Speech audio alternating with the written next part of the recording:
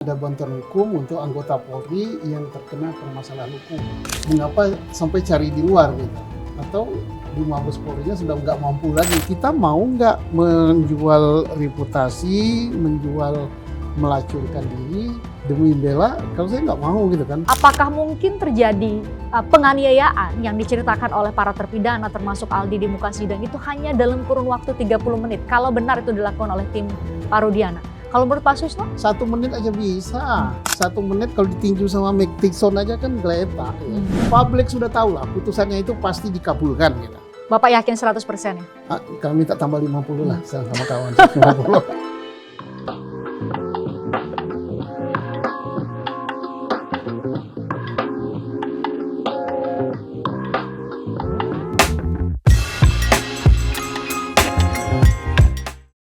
Peninjauan kembali sudah selesai, sidang 6 terpidana plus Sudirman sudah selesai, tapi ada beberapa hal yang kami temukan dalam penelusuran kami yang membuat saya penting sekali untuk harus bertemu dan bertanya langsung kepada sosok yang satu ini. Anda juga sudah sangat familiar mendengar banyak pandangannya yang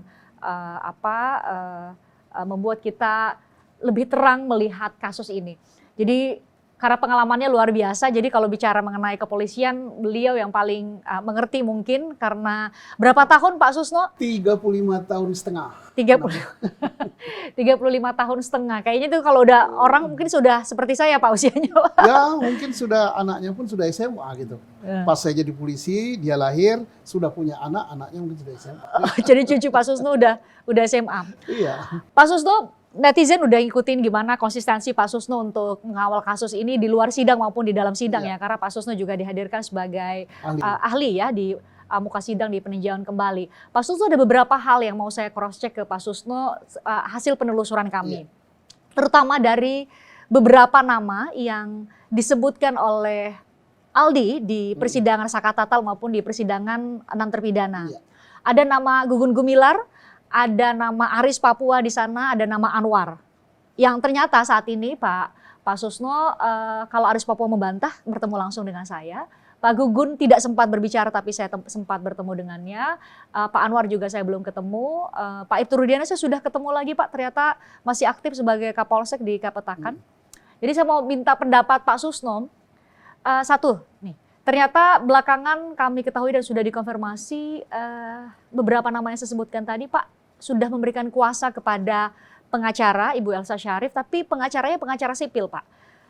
Bukankah sebagai, nah ini karena anggota Polri, bukankah sebagai anggota Polri aktif itu ada bantuan hukum dari Divisi Hukum Polri ya Pak seharusnya? Iya ada ya, ada SOP-nya, ada bantuan hukum untuk anggota Polri yang terkena permasalahan hukum.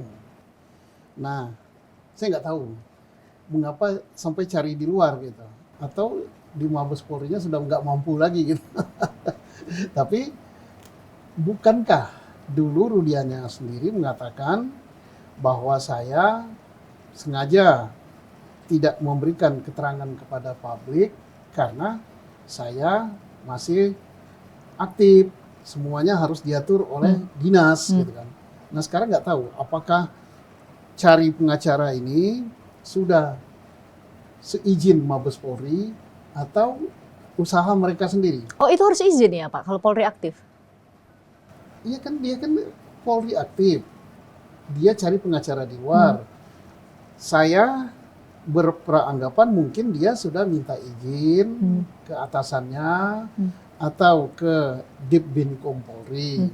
Kalau belum, mungkin Ditbinkum Polri sendiri yang mencarikan. Mungkin ya, andai praduga, bukan pasti karena saya udah di luar, tidak jadi polisi lagi, saya ini udah pensiun. Saya mulai dari karena Pak Aris Papua salah satunya yang menjawab dari ke saya ya Pak ya. Pak Aris Papua tuh jawab ke saya Pak ketika saya konfirmasi. Satu, saya bilang Aldi kemungkinan salahnya sekecil loh Pak. Karena kenapa? Aris itu bukan hanya Aris yang disebutkan di persidangan, tapi ada Papuanya, Aris Papua, dan yang dikenal dengan Aris Papua adalah Bapak gitu ya. Tapi katanya saya tuh nggak bertugas di Polres Cirebon Kota. Saya itu di Polres Sumber, Kabupaten. Ini terkait dengan pemukulan. Ya, penganiayaan. Penganiayaan, penyiksaan. Jadi ditanyakan oleh Mbak Pres kepada Aris Papua langsung, dia mengatakan dia tidak. Dia tidak bertugas di Polres Sumber, di Polres Cirebon Kota. Ya betul sekali kan, kalau pertanyaannya Anda bertugas di Polres Cirebon Kota apa tidak, ya tidak. Tapi persoalannya kan mungkin bukan persoalan bertugas di situ, tapi persoalannya betul nggak keterangan Aldi bahwa Aris Papua melakukan penyiksaan. Kan itu. Katanya kenal Aldi aja nggak Pak katanya? Iya, tapi kan belum menjawab pertanyaan pokok kan. Maksudnya pertanyaannya, Anda menyiksa dia apa tidak? Gitu. Nah kalau Anda menyiksa dia apa tidak, terus jawabannya, saya tidak dinasi di situ. Kan apa ini namanya, jaka sembung ya. Nggak nyambung. Pertanyaannya memukul, jawabannya berdinas. Gitu. Kan jadi jawabannya itu ada beberapa Pak. Tidak kenal Aldi sama sekali, tidak satu circle bahasa anak sekarang Pak, tidak satu circle dengan Ibtu Rudiana, tidak pernah menjadi anak buah Ibtu Rudiana. Jadi ditanyakan kembali ke saya, mana mungkin saya bisa melakukan penganiayaan itu. Itu narasinya Pak Aris. Ya boleh saja dia mengatakan begitu, tapi kan Aldi menunjukkan bukti bahwa saya ini dia niaya di sini, di kaki dan sebagainya. Maka jawabannya harus sama, bahwa saya tidak melakukan hal itu dengan bukti-bukti ya. Jadi kalau sebenarnya gampang, setiap pertanyaan dijawab dengan bukti. Oh saya tidak melakukan pemukulan karena saya pada tahun 2016 ya. Betul. Saya 2016 masih berdinas di Papua. Saya baru pulang ke Jawa 2018, ya makanya tidak. Kan. Tapi jawabannya waktu itu 2007 sih Pak, sudah balik ke Cirebon. Ya kalau 2007 dengan 2016 itu masuk dari segi waktu ya. Tempus delicti masuk. Tinggal locus delictinya, apakah dia berada di Polres Cirebon Kota apa tidak. Kan? Ya bisa saja berada di situ. Makanya semuanya harus dijawab dengan pembuktian-pembuktian. Tidak dijawab dengan iya apa enggak. Dan saya yakin ini sudah diperiksa oleh tim sus yang dibentuk oleh Kapolri. Hanya belum dipublikasikan. Ya mudah-mudahan antara audit yang dilakukan oleh media dengan audit atau pemeriksaan yang dilakukan oleh tim sus Polri ini berbeda. Kalau tim sus Polri kan disertai dengan pembuktian-pembuktian. Ya, terkait dengan itu Pak, saya sudah wawancara Bu Elsa Pak, dan saya mau konfirmasi ke Bapak karena informasi dari Bu Elsa ternyata sudah 2 kali ada tim yang disebut Bu Elsa kemungkinan berbeda. Jadi yang pemeriksaan pertama sudah diumumkan hasilnya Pak, yang Kadif Humas katakan tidak ditemukan pelanggaran etik. Kemudian pemeriksaan yang kedua itu 2 bulan lalu ternyata Pak. 2 bulan lalu itu berarti sekarang bulan 8. Sekarang bulan Agustus kan, berarti 2 bulan lalu sekitar 7 atau 8. Oktober. Berarti bulan Agustus ya Pak? Ya. Bulan Agustus pemeriksaannya, dan termasuk klien-klien yang tadi yang boleh saya sebutkan, Pak Gugun, Ibtu Rudiana, Anwar, dan lain-lain itu sudah diperiksa. Dan ternyata Pak, kalau menurut Bu Elsa, pemeriksaannya tidak hanya Ibtu Rudiana dan bawahannya ketika itu di Sat Narkoba Polres Cirebon Kota, tapi juga termasuk di Reserse Polres Cirebon Kota sebagai penyidik dan juga para penyidik di Polda Jabar Pak ternyata. Itu Pak informasi terakhir dari Bu Elsa. Ya jelas karena tim itu sudah dibentuk oleh Kapolri dan sudah diumumkan bahwa tim itu tugasnya adalah untuk mengadakan asesmen ya. Asesmen penyelidikan dan penyidikan yang dilakukan pada Agustus 2016 sampai dengan 2024 dan terdiri dari reserse, propam, inspektorat pengawasan umum dan lain-lain. Ya maka pemeriksaannya pasti lebih teliti, menyeluruh, dan saya yakin bahwa itu sudah tuntas. Tapi kenapa belum diumumin ya Pak? Nah ini harus ditanya kepada Dip Humas Polri atau kepada Kapolri langsung ya. Mungkin ada beberapa strategi ya. Misalnya strateginya kalau diumumkan takutnya mempengaruhi jalannya PK.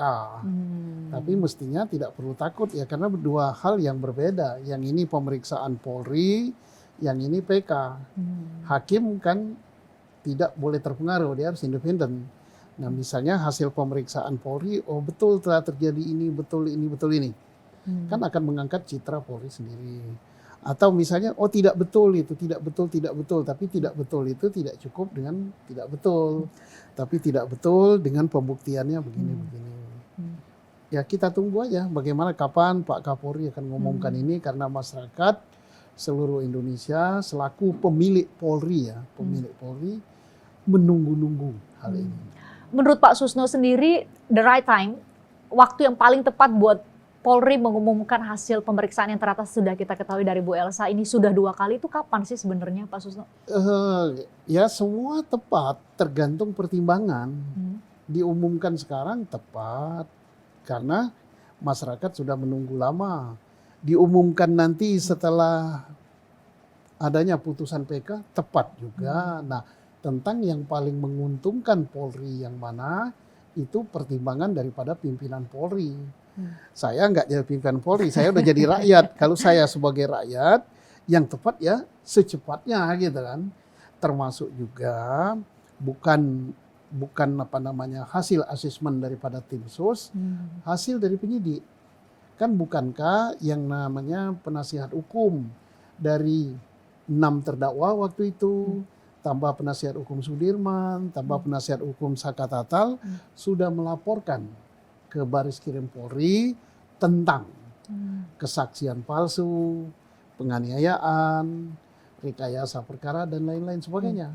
Kan itu penyidik Baris Krim. Kita juga belum tahu apa hasilnya. Itu juga satu proses tersendiri yang seharusnya juga tetap diupdate ke publik ya Pak, informasi dan publik itu. Tetap menunggu hal itu. Nah sekarang saya mau menguji beberapa hal, pas sekali karena yang di hadapan saya adalah seorang penyidik yang berpuluh tahun mengerjakan ini. Jadi saat saya mewawancarai Bu Elsa, Pak Susno, Bu Elsa menyampaikan semacam timeline yang mengajak kita semua untuk berpikir secara logis, kira-kira penganiayaan itu mungkin terjadi di tahapan mana. Jadi kan Bu Elsa menggambarkan bahwa proses dicari itu siang hari sekitar jam 2 siang ya Pak, 3 hari setelah kejadian oleh tim dari Ibtu Rudiana berdasarkan sprindik. Nah kita harus ingatkan lagi ke netizen bahwa Ibtu Rudiana ini adalah anggota di Sat Narkoba Polres Cirebon Kota. Saya mau tanya dulu ke Pak Susno, apakah mungkin memang secara prosedural seorang polisi aktif yang bukan reserse, bukan diserse, kemudian meminta sprindik atau mendapat sprindik untuk melakukan investigasi terhadap sebuah kasus yang seharusnya itu adalah ranahnya reserse. Mungkin nggak tuh Pak? Ya nggak boleh lah, kan sudah dibagi ini narkoba, ini reserse umum, ini krimsus, ini kecelakaan lalu lintas, ya sudah ada pembidangannya, tidak mungkin lah itu. Jadi satu, tidak mungkin. 2, perkara yang namanya pembunuhan tanda petik. Kenapa saya katakan tanda petik? Karena awalnya kan kecelakaan lalu lintas. Itu bukan tertangkap tangan. Karena bukan tertangkap tangan harus melalui penyelidikan. Nah penyelidikan itu belum nangkap. Kalau sudah nangkap itu sudah upaya paksa. Sudah masuk ke ranah penyidikan. Penyitaan, terus penangkapan, penahanan, itu sudah masuk ke ranah penyidikan. Dan ini harus dilakukan oleh reserse yang diberi surat perintah. Ingat ya, tidak semua polisi boleh menangkap. Nah ini pengetahuan buat netizen kita nih. Dan tidak semua yang boleh nangkap itu adalah reserse. Tidak semua reserse boleh menangkap. Adalah reserse yang diberi surat perintah.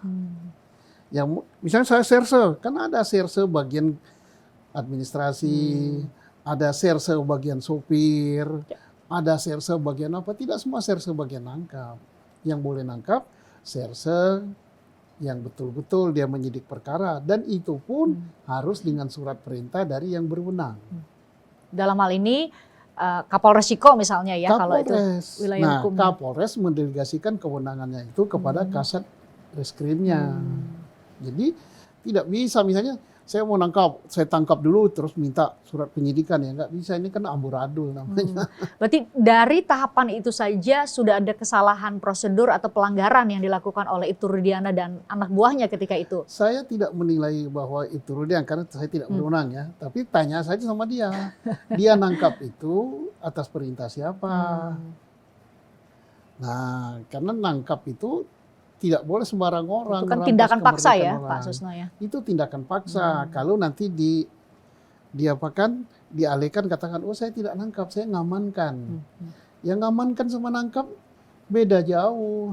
Nah kalau saya ngamankan misalnya situ ada pesta, ramai, pinggir jalan, supaya tidak terjadi kecelakaan lalu lintas, saya berdiri di situ, saya amankan. Atau saya sedang berjalan, ada orang berkelahi, kemudian yang satunya dikeroyok, supaya tidak dikeroyok, saya lindungi begini. Itu namanya mengamankan. Nah, tapi saya tidak berwenang membawa dia ke kantor, menginterogasi dan sebagainya, ngamankan. Jadi ngamankan sama nangkap itu adalah dua hal yang berbeda jauh, bumi dan langit. Jadi nggak bisa berdalih, wah ngamankan. Mencari-cari dari nama-namanya ini itu siapa? namanya pembenaran. Itulah Oke. yang namanya pembenaran itu ya begitu. Itu prosesnya dari sekitar jam 2 siang. Jadi katanya diperkirakan sekitar pukul 4 lah para terduga pelaku ketika itu ya, karena belum ditetapkan sebagai tersangka, Pak. Terduga pelaku ketika itu dibawa oleh tim Pak Rudiana bersama Gugun Gumilar, pokoknya semua anak buahnya di Sat Narkoba ketika itu, Pak. Jadi menurut Bu Elsa bisa jadi dalam tanda petik para terduga pelaku ketika itu tuh dalam pengawasan, dalam penguasaan atau diamankan dalam bahasa Pak Rudiana itu hanya sekitar 30 menit lah. Makanya kemudian pertanyaan Bu Elsa ke saya, Pak Susno, apakah mungkin terjadi penganiayaan yang diceritakan oleh para terpidana termasuk Aldi di muka sidang itu hanya dalam kurun waktu 30 menit kalau benar itu dilakukan oleh tim Pak Rudiana? Kalau menurut Pak Susno? Iya, pertama tidak ada kewenangan sama sekali dari Rudiana untuk nangkap orang-orang ini. Berapa itu? 8 ya? Ya. Tidak ada kewenangan sama sekali karena ini bukan kasus tertangkap tangan. Yang berwenang adalah reserse yang diberi surat perintah. Sebelum diberi surat perintah penangkapan harus diselidiki dulu.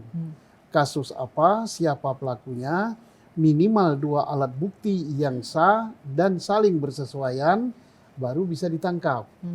Jadi bukan dalilnya diamankan. Nah, kembali ke pertanyaan tadi, tidak mungkin Rudiana CS melakukan penganiayaan karena waktunya hanya 30 menit. Diperkirakan 30 Diperkirakan 30 menit. Maka pertanyaan saya, apa penganiayaan itu harus 30 menit? Ya kita korting aja 20 menit lah sama kawan gitu kan. Ya bisa. 1 menit aja bisa. 1 menit kalau ditinju sama Mike Tyson aja kan geletak gitu. Nggak sampai 1 menit, ditonjok berapa detik kita tak geletak kan. Kenapa harus 1,5 jam? Dengan penggambaran yang disampaikan sama para terpidana ya Pak, mengerikan sekali ya ini sama artinya itu meja sudah penyiksaan ya, sudah penyiksaan tidak manusiawi. Jadi tidak bisa dikaitkan dengan waktu. Dan saya juga tidak mengatakan bahwa penganiayanya adalah Rudiana CS, tidak. Kalau memang Pak Rudiana CS tidak melakukan penganiayaan itu, cara membantahnya atau cara membuktikannya bukan dengan waktu. Karena waktu menganiaya itu tidak perlu 5 menit, tidak perlu 1 jam, tidak perlu sehari gitu kan. Tapi dengan bukti-bukti lain bahwa memang dia tidak melakukan pemukulan itu, saya nggak tahu buktinya apa gitu. Misal CCTV, oh sejak saya tangkap sampai dengan saya serahkan tuh CCTV-nya ini, lihat berurutan. Tidak ada 1 detik pun yang terlewat oleh CCTV, dan di CCTV itu tidak terlihat sama sekali bahwa ada peristiwa pemukulan, kan gitu. Saya diserahkan bukti foto oleh Bu Elsa, Pak Susno. Saya tunjukkan ke Pak Susno, nanti saya tunjukkan ada tanda tangan Gugun Gumilar mungkin, tapi kalau kayaknya Pak Susno nggak bisa baca dengan jelas, jadi saya bantu aja. Ini ada foto saat para tersangka diserah terimakan ke unit Tipiter, tindak pidana tidak dalam keadaan terluka. Jadi ada beberapa foto mereka, mungkin Pak Susno juga nggak bisa terlalu lihat karena ini hanya foto dari scan yang saya ambil dari berkasnya. Tapi kalau saya juga melihatnya dalam kondisi baik, Pak. Ini ditandatangani salah satunya oleh Gugun Gumilar, anak buah Ibtu Rudiana. Jadi ini adalah serah terima dari Gugun Gumilar yang menyerahkan. Yang salah satunya yang menyerahkan. Yang menerima? Yang menerima reserse Polres Ciko. Resersenya? Di sini tidak ada namanya resersenya, Pak. Tapi ini ada suratnya. Iya, kan serah terima kan tidak bisa sepihak kan. Kalau memang dia diserahkan dalam keadaan baik-baik, sehat, tidak ada apa-apa, kan penerimanya kan harus tanya siapa. Karena yang bertanggung jawab waktu diserahkan tidak ada apa-apanya, setelah diterima ada apa-apanya, berarti si penerima yang bertanggung jawab. Kan gitu. Ya. Kalau serah terimanya sepihak itu saya serahkan, kan nggak bisa. Ya. Terus apa? Terlepas dari itu semua, mereka kan mengatakan 8 terpidana ini mengatakan dia niaya. Ya. Nah, tinggal gampang sebenarnya persoalannya. Tinggal dibantah saja bahwa tidak melakukan itu dengan bukti-bukti, ya udah selesai. Nah, tapi terlepas dari itu saya yakin tim sus Mabes Polri yang mengadakan asesmen itu tidak sebodoh itu. Pasti sudah ada hasilnya. Kalau memang tidak ada penganiayaan, pasti tim susnya sudah mengantongi ada alat bukti bahwa tidak ada penganiayaan. Kalau memang betul apa yang dinyatakan oleh 8 terdakwa atau 8 terpidana itu, mereka dianiaya, disiksa, tidak manusiawi, minum kencing, makan di lantai, ya tim sus Mabes Polri tentunya sudah ngantongi alat bukti. Gitu. Bapak sangat yakin soal itu ya? Ya, saya sangat yakin karena tim sus itu kan pangkatnya adalah serse-serse, penyidik-penyidik, irwas, propam yang sudah kenyang dengan pengalaman. Jadi seharusnya kalau hasilnya diumumkan nggak perlu diragukan lagi seharusnya kalau kita diumumkan. Yakin benar bahwa Polri kerjanya profesional kok. Nah, ini saya lanjutkan tadi timelinenya ya Pak ya. Jadi sekitar jam 4 sore di bawah pengawasan tim Ibtu Rudiana, Bu Elsa mengatakan diperkirakan hanya 30 menit di bawah pengawasan tim Ibtu Rudiana, kemudian diserahkanlah berdasarkan surat ini Pak ceritanya ke reserse Polres Cirebon Kota. Dan kalau kita ingat di berkas Pak Ibtu Rudiana itu memberikan laporan model B sekitar pukul 19 waktu Indonesia Barat di hari yang sama. Dan itu diserahkan ke Serse. Nah di Serse kata Bu Elsa itu hanya 1 kali 24 jam. Jadi kalau dihitung 1 kali 24 jam berarti tanggal 31 Agustus di bawah pengawasan dari Serse. Setelah dari Serse katanya, ini Bapak bisa koreksi saya benar nggak ini tahapannya. Dari Serse diserahkan ke tahanan. Nah di tahanan. Makanya kata Bu Elsa bisa jadi foto-foto yang beredar di media sosial di Google itu Pak yang tanggal 1 dan 2 September yang 2016 yang bisa kita akses secara terbuka oleh publik adalah foto setelah mereka di tahanan Pak. Dan membuka kemungkinan kekerasan yang mereka alami, luka-luka yang mereka alami itu karena kekerasan dilakukan oleh sesama tahanan, bukan oleh petugas. Ya boleh-boleh saja, tapi kan semua kan yang menjadi persoalan itu adalah pengakuan atau keterangan dari 8 terdakwa. 8 terdakwa itu mengatakan bukan dari sesama tahanan kan, tapi dari nama ini. Spesifik sekali. Ya, lengkap jelas bahwa si ini dengan ini, si ini dengan kunci, si ini dengan kaki kursi, meja ya. Si ini dengan melemparkan balsam dan lain-lainnya dulu. Kan spesifik sekali. Jadi itulah yang harus dibuktikan. Nah, cara membuktikan itu saya yakin bahwa tim sus Mabes Polri ya lebih lihai dari saya lah. Udah dikantongi oleh mereka itu. Jadi bantahan-bantahan itu bisa-bisa saja. Tapi ini kan baru bantahan sepihak kan. Nah, bantahan sebenarnya apa? Ya itu ada di tangan tim khusus. Karena tim khusus tidak mungkin dia hanya menerima langsung percaya dengan keterangan itu. Kan dia kan akan ngecek kepada ada persesuaian nggak dengan alat bukti lain. Dan mereka punya kewenangan. Tim khusus kan berwenang memanggil, berwenang membuat berita acara, berwenang menyita. Kalau kita kan tidak. Hanya berdasarkan keterangan, dicatat, wah gini. Nggak bisa kita kesimpulkan bahwa oh betul tidak terjadi apa-apa. Kan nggak bisa. Tapi untuk pemuas publik sementara ya bisa lah gitu. Bisa lah apa nih, Atau Pak Susno? untuk debat di TV atau di medsos bisa lah gitu. Daripada kosong kan kayak yang namanya berdiskusi berdebat itu kan kertas kosong gitu aja bisa didebatkan kan, apalagi kertasnya ada tulisan. Ada foto, ada keterangan Iya, begini ya. kertas kosong polos gitu kan, ukuran double folio itu didebatkan bisa 2 hari 2 malam nggak selesai gitu. Apalagi nggak ada tulisan ya. Tapi kalau untuk pembuktian tidak begitu caranya. Pembuktian adalah sebagaimana yang dilakukan oleh tim khusus. Dan saya yakin bahwa tim Polri itu profesional, udah tahu gitu. Hanya tinggal persoalannya, ini kan yang ditanya-tanya oleh publik, kenapa Belum diumumkan. belum diumumkan, kenapa belum ada tindakan gitu kan. Nah ini mungkin ya, saya kan hanya mungkin saja pura-pura jadi dukun ya, praduga gitu ya. Mungkin Polri cari timing yang tepat gitu kan. Ini banyak sekali yang ditunggu-tunggu publik. Misalnya kok Rudiana belum ada tindakan. Kok masih aktif jadi Kapolsek ya? Kapolsek. Ya mungkin ada pertimbangan lain. Nah kita tunggu aja. Makanya yang paling tepat kita tidak boleh berasumsi bahwa pemukulan tidak terjadi. Karena dia diserahkan dalam keadaan mulus. Tapi nyatanya kan di badannya kan ada bekas cacat.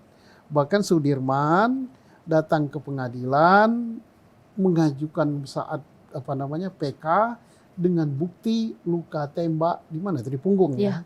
Dan dia cacat gitu. Nah, sekarang siapa yang melakukan tembakan itu?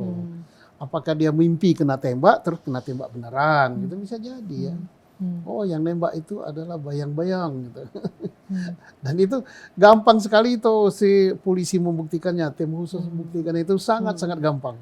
Tapi Pak Susno membuka peluang nggak bahwa seperti logika yang dibangun sama tim pengacaranya Pak Ibtu Rudiana dan CS ya, bahwa bisa jadi penganiayaan itu terjadi tidak di saat para tersangka ini diamankan oleh Ibtu Rudiana, tapi bisa jadi oleh penyidik reserse, kemungkinan ya, kita ada asas praduga tak bersalah. Tapi kemungkinan saat diperiksa oleh penyidik reserse Polres Cirebon Kota, atau pada saat ada di tahanan, atau pada saat disidik oleh penyidik dari Polda Jawa Barat, itu mungkin nggak, Pak Susno? Ya bisa saja, dan kebetulan orangnya masih hidup semua, nggak sulit kan. Tinggal tanya Dirman aja, Sudirman, Sakatatal, kamu sehat nggak? Sehat, siapa yang mukul kamu? Tuh Pak, tuh. Apa susahnya? Nah, setelah itu disebut namanya, tinggal panggil. Yang dikatakan, kamu polisi, siapa namanya? Brigadir siapa? Betul nggak kamu mukul? Oh tidak Pak. Nah, tinggal dikonfrontir gitu. Nah ini luka bekas apa? Oh ini bekas sulutan rokok kamu apa rokok siapa? Kan nggak susah. Nah si ini kan juga tidak ngomong sendiri. Kamu waktu disulut rokok itu siapa yang melihat? Oh ini Pak saksinya ini. Udahlah kita percayakan aja pada tim khusus itu. Tim khusus punya keahlian untuk itu. Nah misalnya pengacara atau advokatnya yang ditunjuk atau penasihat hukumnya dari mereka-mereka yang dituntut tadi. Itu hak dia mencari pendamping hukum, kemudian haknya penasihat hukum untuk membangun suatu argumen untuk menghindarkan kliennya dari tuduhan itu. Ya, boleh-boleh saja, tapi mana alat bukti yang kuat? Semuanya harus dengan alat bukti. Misalnya alat buktinya bahwa oh ini tidak melakukan penganiayaan dan kita percaya praduga tak bersalah boleh. Tapi tolong buktinya apa bahwa dia tidak melakukan itu. Dengan narasi itu Pak Susno kan jadi kalau kita yang mendengar narasi itu, ya narasi dari Ibu Elsa kan jadi setidak-tidaknya ada 2 hal yang muncul di benak saya Pak. Satu, berarti ada kemungkinan yang ditunjuk jari ke arah para terpidana kalian bohong, itu satu. Yang kedua adalah bisa jadi melempar kesalahan ini ke tahapan lain, bisa jadi ke penyidik yang tadi saya sebutkan, di penyidik Polres Cirebon, di penyidik Polda Jabar, atau penjaga di saat mereka ditahan. Pak Susno melihat ada kemungkinan 2 kemungkinan itu enggak? Ya kemungkinan bisa saja, tetapi yang sudah tidak bisa dibantah lagi adalah ada barang bukti, ada fisik bukti, para terpidana. fisik, ada fotonya, ada bekas lukanya, ada bekas sulutan rokoknya. Ada bekas tembakannya, kan gitu kan. Bahkan ada yang foto-foto itu dipublikasi, siapa yang ngambil foto itu, apa tujuan yang publikasi. Nah sekarang tinggal siapa yang melakukan itu. Menurut yang punya luka, menurut yang ditembak, yang melakukan si itu. Dengan nama spesifik disebutkan. Iya. Bukan hal yang sulit-sulit, ini harus mencari apa-apa. Gampang. Bukan cari teroris ini. Ini orangnya masih hidup, dengan segala lukanya, dengan cacatnya, dan katanya pelakunya itu. Yang itu membuat argumen. Boleh, tapi argumennya ini kan harus dibuktikan. Tidak cukup dengan omongan, oh saya tidak. Nah, kalau yang ini, yang si korban kan ngomong. Buktinya ini Pak. Luka tembak saya, nah ini silakan. Nah, tinggal Sampai di persidangan pun masih. Iya, tinggal dibawa ke dokter. Betul nggak itu kena tembak? Atau karena dia cucuk-cucuk sama kuku aja langsung lubang. Kan nggak sulit zaman modern sekarang. Di sininya misalnya kena sulutan di mana? Betul nggak itu bekas sulutan rokok? Kan dokter banyak. Kalau kata dokter kulit apa dokter apa betul. Tinggal siapa pelakunya. Nah dia sudah menunjuk pelakunya itu. Spesifik namanya. Iya, nggak susah sih. Tapi kalau mau didebat-debatkan ya bisa susah. Tapi bagus juga untuk naikin rating gitu.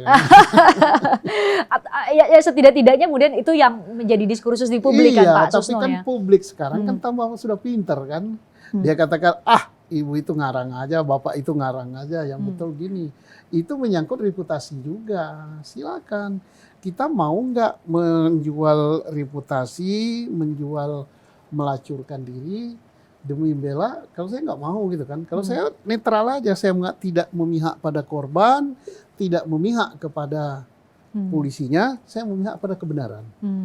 Makanya Pak Susno sendiri itu sampai bikin sayembara ya Pak Susno ya, yang bisa membuktikan kalau bukan laka lantas. Iya, sekian juta, tapi sampai sekarang belum ada yang bayar ini. Iya. Pak Susno karena lagi-lagi mantan penyidik bertahun-tahun, jadi Bapak sampai di kesimpulan laka lantas. Iya, laka lantas. Ini kecelakaan lalu lintas. Sampai sekarang ada nggak yang bisa membuktikan itu? Ya bukan kecelakaan lalu lintas, ayo. Itu pembunuhan. Saya buat video siri berapa itu yang katakan alat bukti pembunuhan nyaris habis, alat bukti kecelakaan lalu lintas tak terbendung kan.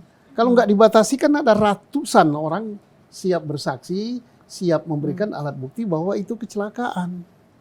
Nah sekarang siapa yang bersaksi bahwa itu pembunuhan? Siapa yang melihat itu pembunuhan? Ada nggak? Nggak usahlah dua mata doang. Salah satu. Sebelah mata saja gitu. Nah, saya melihat dengan sebelah mata bahwa itu betul pembunuhan. Proses pembacokan atau apapun itu ada, dengan kan? alat. Nggak ada. Kalau betul, di mana lokasinya pembacokan itu? Kan yang punya warung kan ditanya, ada ribut-ribut nggak di sana? Nggak ada. Di TKP di belakang showroom nggak ada yang lihat. Di TKP di mana? SMP 11 atau 12 ya? Nggak ada yang lihat. Yang geletakkan jenazah setelah dibunuh di flyover itu nggak ada juga yang lihat. Tapi kalau yang melihat kecelakaan lalu lintas semakin bertambah. Saya jadi ingat pernyataannya Bu Elsa nih supaya bisa challenge pendapatnya Pak Susno supaya juga jadi jadi diskursus publik supaya publik juga jadi bisa berpikir. Saya sempat menanyakan dengan narasi yang berbeda ke Bu Elsa soal tadi Pak Susno. Kenapa kemudian kalau keterangan saksi alat bukti secara langsung yang melihat bahwa memang ada samurai yang katanya begitu ya di laporan Pak Rudiana kan menggunakan samurai ya Pak. Samurai dan kemudian belakangan dikoreksi bukan alat itu yang digunakan menimbulkan luka akibat benda tajam dan lain-lain. Tapi kata Bu Elsa, yang terjadi adalah Pak karena ditemukan mungkin ya itu analisis Bu Elsa karena ditemukan di jalan, pakai helm, menggunakan motor, tergeletak di jalan, maka kemudian dilihat oleh masyarakat. Maka tindakan-tindakan awal yang dilakukan adalah prosedur menghadapi laka lantas. Sehingga kemudian tidak punya cukup waktu atau cukup perhatian untuk mencari barang bukti yang terkait dengan pembunuhan. Itu logis atau tidak menurut Bapak? Sekarang pertanyaannya alat bukti pembunuhan ada nggak? Samurainya sih nggak ada sih Pak. Samurai nggak ada. Terus apalagi kalau nggak ada samurai? Obeng nggak ada. Alat bukti pembunuhan kan tidak ada sama sekali. Saksi pembunuhan yang melihat langsung ada nggak? Nggak ada. Bukti forensik, rekaman pembicaraan bahwa ngajak bunuh ada nggak? Nggak ada. Semua nggak ada kan? Ya kalau alat bukti nggak ada ya berarti peristiwa itu nggak ada kan. Nah kecelakaan lalu lintas jelas, dan di dalam hukum itu tidak boleh berasumsi. Mungkin karena supaya cepat, itu kan nggak boleh. Jadi ditemukan TKP-nya ini, kemudian yang namanya trial evidence-nya itu TKP, alat barang bukti, korban, saksi ngomongnya apa ini, barang bukti ngomongnya apa. Nah lebih celaka lagi, saya ketawa tapi mau ketawa tapi takut saya ya. Kenapa? Katanya yang mandikan ibu yang mandikan jenazah Uis. bahwa itu ditusuk. Nah sejak kapan kita tidak kesimpulan itu berdasarkan si nenek gitu kan? Ya, Pemandi jenazah. Iya, kalau namanya terkait dengan hukum, bukan si nenek yang ditanya. Dokter forensik. Dokter forensik. Ya kalau gitu nanti lama-lama berdasarkan dukun, ahli nujum gitu. Ya enggak lah. Kita belajar udahlah. Balik ke habitatnya. Nah, bicara mengenai dokter forensik, saya coba ikuti logika itu. Nah, saya baru ingat lagi jawaban dari Bu Elsa dari pertanyaan saya. Kenapa Bu Elsa terus? Saya mau challenge itu Pak, supaya kemudian terjadi ini nih, jangan sampai mulai narasi yang disampaikan oleh Bu Elsa dan Pak Ibtu Rudiana yang punya pendapat yang berbeda atau versi yang berbeda, kemudian tidak nyambung nih dengan ini. Karena kan kita mau cari persesuaiannya nih Pak. Bu Elsa bilang bahwa kalau memang benar di hari kejadian atau pada saat kejadian itu dilakukan dilakukan pemeriksaan, tapi pemeriksaan luar karena tadi logikanya Pak, karena pada saat polisinya bawa terus bilang ke dokternya bahwa ini kecelakaan lalu lintas nih, maka prosedur yang dilakukan bukan prosedur pembunuhan bagi mereka yang terduga dibunuh, tapi kecelakaan sehingga tidak lakukan itu Pak. Sudah tahu maksudnya. Iya Pak. Mau ditemukan jenazah meninggal dengan luka, dikirim ke rumah sakit, dimintakan visum, mau disebut kecelakaan, mau disebut pembunuhan, mau disebut keracunan dan sebagainya, prosedurnya sama. Oh, tidak ada beda prosedur ya? Ya ini jenazah. Oh. Saya temukan di situ. Menurut masyarakat kecelakaan. Ya. Ya kemudian baru si dokter melakukan pemeriksaan. Dalam dokter melakukan pemeriksaan, dokter tidak akan ngomong itu mati karena kecelakaan atau mati karena pembunuhan. Oh gitu ya? Tidak ada visum gitu. Apalagi sampai mengatakan mati karena ditusuk oleh si A. Dokter kan hanya meriksa. Ditemukan luka di sini. Akibat benda apa? Akibat benda apa. Ditemukan robek di sini. Akibat apa. Ditemukan lebam di sini. Akibat ini. Kan gitu. Silakan penyidik mengambil kesimpulan, oh kalau begitu ini pembunuhan. Nah, jadi logikanya nggak boleh diubah ya? Bahwa polisi datang nih kecelakaan nih, tolong prosedurnya berarti beda dong sama pembunuhan. Nggak begitu ya? Nggak gitulah. Ini Pak, ditemukan luka sini. Seret, ditemukan di jalan jembatan apa namanya? Jembatan Talun. Jam sekian diperkirakan satunya masih hidup, satunya sudah meninggal. Nah silakan mintakan visum. Kan gitu. Oh gitu. Jadi jadi selama ini tuh ini jadi pengetahuan baru nih buat kami semua nih Pak Susno. Jadi yang ngirim jenazah dia maukan diduga lalu lintas boleh, diduga pembunuhan juga boleh. Dokter tetap merdeka di dalam sesuai dengan keilmuannya membuat visum itu. Oh dia ditemukan darah di sini, ditemukan luka di sini, ditemukan luka di sini, akibat apa? Kan gitu. Bila masih kurang kuat hasil visum itu, nanti penyidik bisa juga minta visum luar dalam. Nah, luar dalam berarti kan otopsi kan. Jadi sama sekali dokter itu tidak akan menyebut bahwa tidak ada ini perbedaan prosedur karena pembunuhan. Ya pembunuhan itu terkait dengan delik pembunuhan. Apalagi dokter sampai mengatakan, wah ini karena pembunuhan berencana. Ya enggak lah. Wah ini karena senjata samurai. Enggak lah. Paling dikatakan benda tajam. Benda tajam, benda tumpul gitu ya. Wah ini samurai. Samurainya samurai Jepang. Buatan tahun 1945. Itu dengaran. Berarti persoalan kemudian benda tajamnya apa ya itu tugas dari penyidik mencari itu ya. Oke. Saya ingat satu hal lagi Pak nih. Tiang. Nah ini gara-gara Pak Susno ini memang sedari awal ini tim yang sangat percaya bahwa ini adalah laka lantas. ada video yang dimiliki oleh tim Bu Elsa, Pak, bahwa tiang itu emang sudah bengkok itu dari 2015, 1 tahun sebelum kejadian, Pak. Jadi Kaitannya apa? tidak masuk akal. Kalau misalnya tiang yang diduga ditabrak dengan motor almarhum Eki itu Enggak, kan sedikit bengkok ya. Motor nggak nabrak tiang. Motor itu tidak nabrak tiang, kan begini seret ngangkat gitu kan. Motor itu nggak nabrak apa-apa. Motor itu jatuh terpeleset. Yang kecelakaan itu kepala. Ya memang kalau kepala nabrak tiang, apanya tiangnya mau bengkok? Ya nggak bengkok dong. Yang diadu itu kan kepala melawan tiang. Ya mungkin tiangnya nggak gemetar aja, mungkin tiangnya yang ngelus-ngelus kepala itu. Aduh kasihan kelapa ini. Nggak usah dikaitkan dengan bengkok atau tidak bengkok. Tapi yang jelas itu kan dar katanya. Yang nabrak kepala dan mungkin sebagian dari badannya. Makanya agak bergeser. Tiang nggak akan bergeser apa-apa. Paling kalau ada benda tajam di tiang itu dagingnya yang nyangkut. Jadi nggak bisa. Jadi kita biarlah apa kaitannya tiang sama kepala dipukulkan ke tiang. Ya enggak, mungkin bergerak aja enggak tiangnya itu. Kalau tiang itu lagi tidur mungkin dia terbangun aja enggak ya. Iya.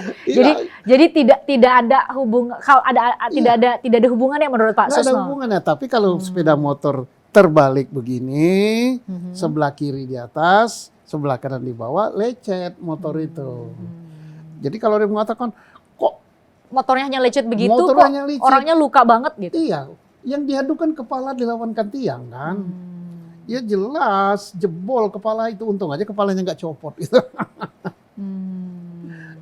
Jadi bahwa ada narasi bahwa kan itu yang dibangun Pak, bahwa kenapa Ibtu Rudiana bergerak dalam tanda petik itu kan karena melihat kondisi almarhumah Eki begitu mengerikan sehingga kemudian masa kecelakaan begini gitu kan yang dibangun narasinya kan Pak. Aja kepada ahli kecelakaan lalu lintas. Yang ahli kecelakaan lalu lintas adalah dari Polres Sumber. Tapi kan disanksi etik Pak karena mengeluarkan keterangan bahwa itu adalah laka lantas. Saya nggak tahu sanksi etik. Kenapa sanksi etik? Dari mana yang memberi sanksi etik itu bahwa kesimpulan laka lantas itu salah? Apa dasarnya? Jangan-jangan yang memberi sanksi etik itu yang ngawur juga. Nah, saya baru tahu kalau yang menyidik kecelakaan lalu lintas di ITE, mereka sudah bekerja benar sesuai prosedur kok. Nggak usah itu laka Polantas Mabes, cukup aja Polantas setempat. Ya, ini Pak, sidang peninjauan kembalinya sudah bergulir. Jadi pertanyaan kita semua kan, dan termasuk juga netizen ya, ini gimana, kapan putusannya? Semua dalam penantian nih Pak. Semua sambil menanti. Secepatnya aja, makin cepat makin bagus. Ikan cepat ikan gabus. Nah, makin cepat makin bagus. Dan putusannya, publik sudah tahu lah, putusannya itu pasti dikabulkan gitu. Bapak yakin 100% ya? Kami tak tambah 50 lah sama kawan 50 atau 1000. Kalau enggak ya berarti hakimnya berani bener enggak. Kalau enggak ya pastilah dari sudut mana gitu kan. Dari sudut peristiwa ini jelas peristiwa kecelakaan. Karena kecelakaan apalagi tunggal berarti kan enggak ada penyebab atau pelaku pembunuhannya. Ya harus bebas. Dari segi prosedur SOP perkaranya sudah terungkap di sidang, nggak perlu saya ulang-ulang lagi lah. Nanti publik bosan dengarnya. Nggak usah sekolah tinggi-tinggi lah. Anak SMP aja ngerti bahwa ini telah terjadi kesalahan banyak. Gitu. Pak, tapi akibat hukum dari kalau memang Pak Susno adalah yakin sekali ini akan dikabulkan. Tapi akibat hukum dari peninjauan kembali kalau diterima nih, para terpidana pasti mendapatkan kembali kemerdekaannya. Tapi kan ada nama-nama. Namanya dipulihkan. Ya, namanya dipulihkan. Syukur-syukur kalau misalnya hakim berani mutus atau pengacara nanti gugat misalnya ganti rugi. Karena negara sudah menjawab. Bukan nuntutnya pada polisi. Polisi nggak punya duit, jaksa nggak punya duit, hakim nggak punya duit. Kepada negara. Karena ini tanggung jawab negara telah menyengsarakan rakyatnya. Ya diganti rugi yang wajar lah. Siapa yang mau dihukum 8 tahun diganti 500 juta? Kadang mau nggak? Kan nggak mau kan? Ya rakyat juga nggak mau juga. Sama saja mau rakyat kayak mau menteri kayak sama saja punya harga diri, ya ganti rugi yang wajar lah gitu. Itu kan untuk para terpidana. Tapi Ya. kalau peninjauan kembalinya diterima, berarti ada mereka yang secara hukum terbukti melakukan kesalahan. Nah, kita lihat hasil pemeriksaan dari masing-masing instansi. Polri kan telah menurunkan tim asesmen. Kemudian jaksa saya yakin juga sudah. Pengadilan juga. Karena gini kan, penyidiknya itu kan terdiri dari 3 rombongan kan, karena berkasnya 3 Ya. kan. Berarti ada 3 tim, penyidiknya 3 tim, jaksa penuntutnya 3 tim, majelis hakim tingkat pertama 3. Ya. 3 majelis, tingkat banding 3 majelis, Artinya 9 ya Pak ya? tingkat PK 3 majelis juga. Jadi 9, 9, 9, 27. Nah, paling banyak hakim ini. Dan memang hakim lah yang mestinya jadi benteng bahwa ini mestinya bebas, tidak dihukum, kok dihukum. Jangan senang-senang aja udah jadi ketua pengadilan di mana. Ya mudah-mudahan KY-nya dengar gitu kan. Tapi saya lihat KY-nya galak juga ya. Yuk, Surabaya dipecat itu. Iya, yang kasus Ronald Tanur ya, Iya. vonis bebas Ronald Tanur. Dipecat. Berarti menurut Pak Susno memang harus ada proses terhadap mereka kalau memang ya peninjauan kembali itu dilakukan. Ya semua ada resikonya. Jangan hanya mau nerima gajinya, nerima fasilitas rumah dinas, mobil mewah, punya ajudan. Ya kalau salah ya harus tanggung jawab dong. Dan harus lihat orang dikurung dalam penjara 8 tahun yang dia sudah jalani kan. Agustus kemarin 8 tahun. Sekarang sudah ini apa ini? 4 tahun lebih, September. Oktober, 8 tahun 2 bulan. Udahlah mereka nggak, yang mutus-mutus itu nggak usah 8 tahun lah. Ambil 8 bulan aja. Jadi langsung ngerasain kayak apa 8 bulan. Karena ini terkait dengan kredibilitas institusi masing-masing kan. Hak asasi manusia. Dan dosa di akhirat ya. Makanya saya sangat concern mengikuti perkara ini. Di akhirat nanti malaikat nanya, coba Pak Hakim apa Bu Hakim gitu kan. Kamu yang nyidangkan, kenapa kamu nyidangkannya sambil ngantuk atau sambil apa? Tok. Digebuk juga sama malaikat kepalanya, tok. Siapa yang meriksa kemarin tuh gebuk pakai kunci ya? Gembok Pak. Gembok, nanti digembok juga pukulnya sama gembok kunci neraka gitu. Gede digemboknya. Jangan main-main lah soal hukum ini karena menyangkut manusia. Walaupun saya kayak santai-santai gitu, sebenarnya hati saya ini luar biasa. Kok masa orang digembok, masa orang kalau benar ya ditembak. Staples, Ya. Balsem. Cobalah mata anaknya gitu di balsem itu kayak apa rasanya. Atau matanya sendiri gitu. Jadi publik nih sembari dalam masa penantian, kalau nanya Pak Susno juga saya yakin nunggu-nunggu banget nih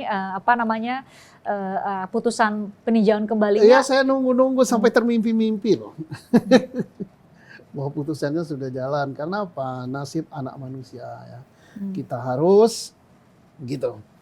Oke, masih ada pertanyaan lagi? Dah, terima kasih Pak Susno sudah menerima saya. Kita sama-sama menunggu, netizen juga menunggu bagaimana putusan peninjauan kembali dan tadi yang Pak Susno Kita harap ingatkan. netizen berdoa semuanya. Mendoakan semoga hakimnya sehat, adil, bijak, mengetahui penderitaan orang.